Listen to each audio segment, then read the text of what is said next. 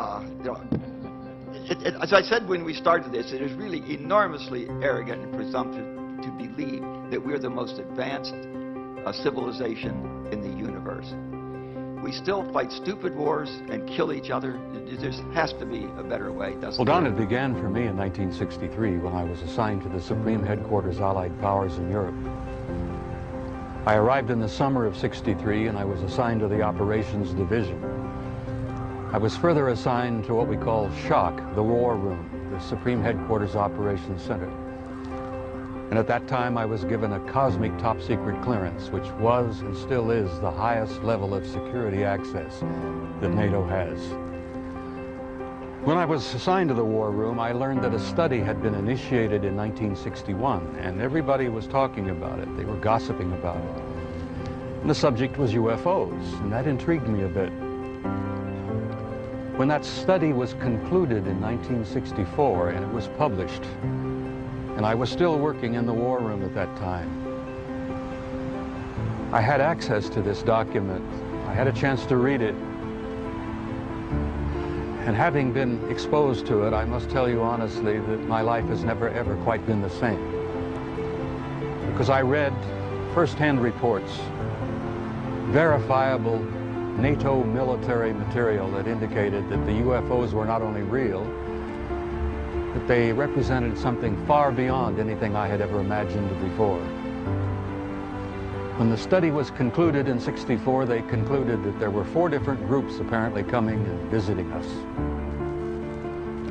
Out of those 4 different groups, one group looked exactly like we do, so much so that they could sit beside you in a restaurant, or in an airplane, or in a theater, and you'd never know.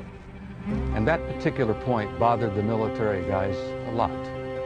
The point being that some of these people from somewhere could be walking up and down the corridors of SHAPE headquarters, or they could be walking up and down the corridors of the Pentagon.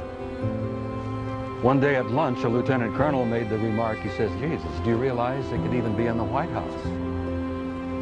And there was a little forced laughter at that point, I remember, because a lot of us over the years have had some misgivings about the occupants of the White House.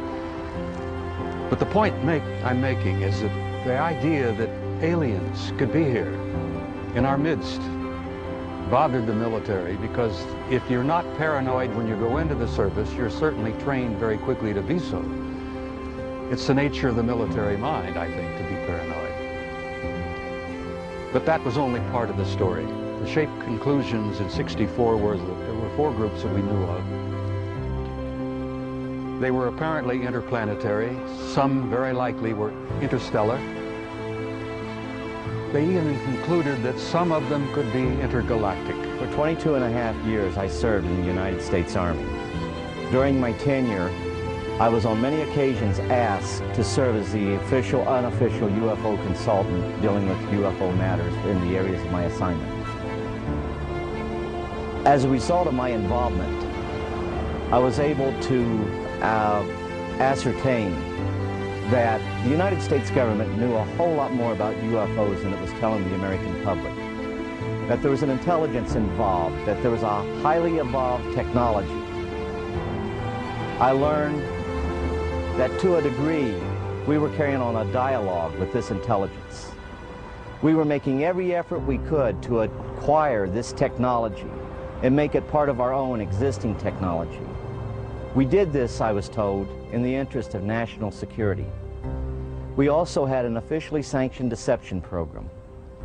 This was in total disregard as to the impact this would have on the individual witnesses and also on their families. This ultimately led to my disillusionment with the program and my involvement in it. I sincerely feel that no government has the right to destroy the lives of the people which it is supposed to serve. While I was in the military and I got to the point where I was no longer interested in trying to be part of the program and actually was going against the program,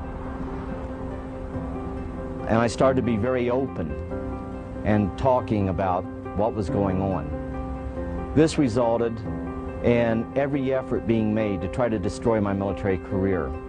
I was threatened, and they even tried to force my military retirement, or I could face possible court-martial. These actions failed, of course, as you know. At one point, I even had an individual come up to me, point a gun at my head, and inform me we could have a training accident, and this would end this foolishness once and for all.